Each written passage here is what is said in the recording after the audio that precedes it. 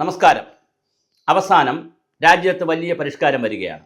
ഇങ്ങനെ വേണം. തീർച്ചയായിട്ടും വിവാദങ്ങൾ ഉണ്ടാകുമ്പോൾ പരിഷ്കാരം. ഇപ്പോൾ രാഹുൽ ഗാന്ധിയൊക്കെ പറഞ്ഞതിനൊരു നടപടിയാവുന്നുണ്ടല്ലോ. തീർച്ചയായിട്ടും അത് ആവശ്യമുണ്ട്. പിന്നെ ജോൺ ബ്രിട്ടാസ് ഇടയ്ക്ക് കിടന്ന് അതിൻ്റെ ഇടയിൽ കൂടി ഓണത്തിന് പുട്ടിന് തേങ്ങ ഇടും പോലെ എന്തെങ്കിലുമൊക്കെ ഇടയിൽ കൂടെ പറയാം. അത് കണക്കാക്കണ്ട. അതിൽ കന്യാസ്ത്രീകളെ സംഭവത്തിലും അവിടെ ചെന്ന് കന്യാസ്ത്രീകളെ ഹഗ് ചെയ്ത് ഫോട്ടോ എടുത്ത് ഇട്ടിട്ട് ഞാനാണ് ഇല്ല എന്നൊക്കെ പറഞ്ഞിട്ടുണ്ട്. അത് വിഷയമാക്കണ്ട. ഈ ജോൺ ബ്രിട്ടാസ് പറയുന്ന ഒരു കാര്യമാക്കണ്ട. അദ്ദേഹം പിന്നെ ഈ ഒരു പൊളിറ്റിക്കൽ ഇതിനകത്തൊരു തമാശക്കാരനാണ്, പൊളിറ്റിക്കൽ കോമഡിയാണ്. അപ്പോൾ അതുകൊണ്ട് വിഷയമാക്കണ്ട. പക്ഷേ രാഹുൽ ഗാന്ധി ഉയർത്തിക്കൊണ്ടുവന്ന വിഷയം വലിയ ഗൗരവമായി വന്നു. ഇപ്പോഴത്തെ election commission special intensive revision SIR എന്ന് പറയുന്ന ഒരു പദ്ധതി നടപ്പിലാക്കുന്നു.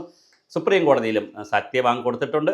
അടുത്ത ജനുവരിക്ക് മുമ്പേ 2026 ജനുവരിക്ക് മുമ്പേ രാജ്യവ്യാപകമായി തന്നെ സ്പെഷ്യലായി ഇൻറ്റൻസീവായിട്ടുള്ള തീവ്രമായിട്ടുള്ള റിവിഷൻ പരിപാടി നടത്തും.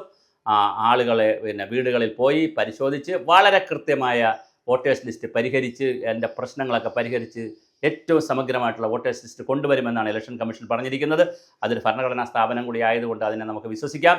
കൃത്യമായി ഗൗരവമായി നമുക്ക് കാര്യങ്ങൾ മുന്നോട്ട് നീക്കാം. എന്തായാലും ഇപ്പോൾ കേരളത്തിൽ ഇത് ആരംഭിച്ചു കഴിഞ്ഞതായിട്ട് ഇവിടുത്തെ ചീഫ് ഇലക്ഷൻ കമ്മീഷണർ പറഞ്ഞു. രാജ്യത്തും ഇത് നടക്കട്ടെ. നമ്മുടെ രാജ്യത്ത് എന്തായാലും 2 വോട്ട് ചെയ്യുന്നത് ജനാധിപത്യ വിരുദ്ധമാണ്, പൗരാവകാശ ലംഘനമാണ്. അത് പാടില്ല. കള്ളവോട്ട് ചേർക്കുന്നതും അതുപോലെ തന്നെയാണ്. കള്ളവോട്ട് ചെയ്യുന്നതും ശരിയല്ല. അപ്പോൾ ഇതൊക്കെ പിടിക്കുന്നതിനുള്ള വളരെ കൃത്യമായ ഇലക്ട്രോണിക് വോട്ടിംഗ് മെഷീൻ വന്നപ്പോൾ കുറേ അധികം ഇതൊക്കെ പിടിക്കപ്പെട്ടിട്ടുണ്ട്. പിന്നെ ക്യാമറയുണ്ട്, ആധാറുണ്ട്, ഒരുപാട് സംവിധാനങ്ങൾ ഇപ്പോൾ വന്നു കഴിഞ്ഞു. അതോടൊപ്പം തന്നെ പുതിയ സംവിധാനവും വരട്ടെ. ഈ സ്പെഷ്യൽ ഇൻറ്റൻസീവായിട്ടുള്ള റിവിഷൻ SIR നടപ്പിലാക്കാൻ തീരുമാനിച്ചു. വളരെ നല്ല കാര്യം.